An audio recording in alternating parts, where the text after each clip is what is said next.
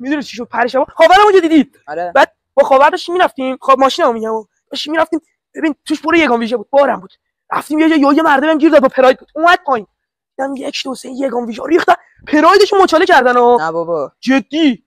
یه چند روزی رفته بودیم یه باغ خب داشتم میگفتم آره رفتیم یه باغ پر دختر مختر همه‌شون خواستن شماره بدم بعد گفتم نه من متحدم فقط به یه عشق آره دیگه اینجوری شده ناموسن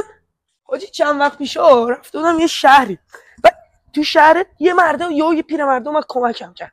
گفتم که فلان و اینا با خاورم بودم یهو گفتش بیا بریم خونه من کاری نباشه گفتم خاورم چی گفت من مواظب بشم بلند شدم کلی آدم با اسلحه اونجا آقا بفرما سالمه ناموسن داری میگی ناموسن حاجی رفته بودم اسارک چند دعوام شدش همشون رو گرفتم زدم و یارو چش تو چش میکرد ناموسن گفتم بود آقا به جون داداش